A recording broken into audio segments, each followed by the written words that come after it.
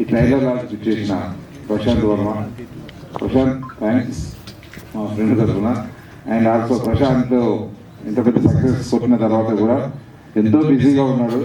Next projects మీద ఒక్క రోజులో కాలేజ్ బిజీగా ఉన్నా కూడా కొన్ని చిన్న సినిమాలని ఎవరైనా వచ్చి తను అడిగినప్పుడు ఎట్లా అయినా సరే తన ఈవెంట్కి వచ్చి తన సపోర్ట్ ఇవ్వాలని ట్రై చేస్తాడు.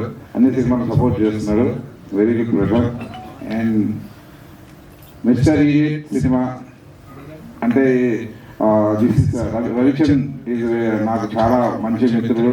15 సంవత్సరాలుగా కలిసి మధ్యలో చిన్న గ్యాప్ తీసుకుని కలిసి జర్నీ చేస్తున్నాం. తను సినిమాలు చేస్తున్నాం, నేను సినిమాలు చేస్తున్నాం, ఒకరినొకరిని సపోర్ట్ చేసుకుంటాం. లాస్ట్ సినిమా హ్యాష్‌ట్యాగ్ బ్రో చాలా మంచి కథతో వచ్చింది. అది అప్పుడు థియేటర్లో రాలేకపోయింది. ఓటీటీలో చాలా మంచి ప్రశంసలు వచ్చినాయి.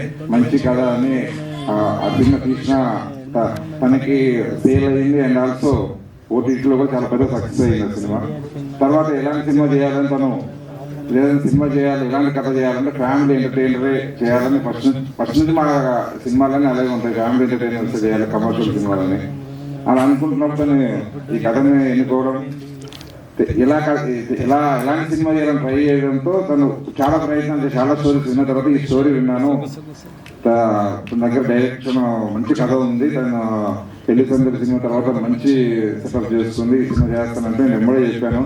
ఆ సినిమా చాలా సక్సెస్ఫుల్గా చేసింది. తను డెఫినెట్లీ ఈ సినిమా నీకు ఉపయోగపడుతుంది అని లైన్ చెప్పకని చెప్పాను. అలాగే సినిమా చూసిన తర్వాత కూడా ఎక్కడ ప్రొడక్షన్ వాల్యూస్ తగ్గకుండా రామ్ రెడ్డి అని, అనూప్ గారు మ్యూజిక్ అండ్ విప్లవ్ ఎడిటింగ్, అందరూ ఎక్స్పీరియన్స్ పీపుల్, వాళ్ళందరూ ఇప్పుడు ప్రూవ్ అయిన వాళ్ళు ఆల్రెడీ సినిమాల్లో వాళ్ళందరినీ పెట్టుకొని చాలా మంచిగా సినిమా తీర్చడం జరిగింది.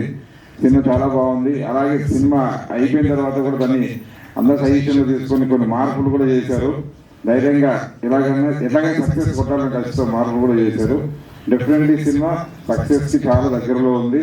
థియేటర్లో వచ్చినాక అందరికీ నచ్చుతుంది.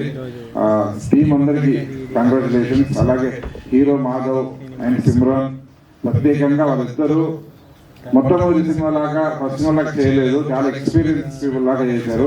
వీళ్ళిద్దరు పర్ఫార్మెన్స్ స్క్రీన్ అంతా ఫస్ట్ షార్ట్ నుంచి లాస్ట్ వరకు వీళ్ళిద్దరు స్క్రీన్ మీద పోటాపోటీగా నటించారు. వీళ్ళిద్దరికి వాళ్ళ కెరియర్లో బెస్ట్ మంచి మూవీ అవుతుంది. All the very best.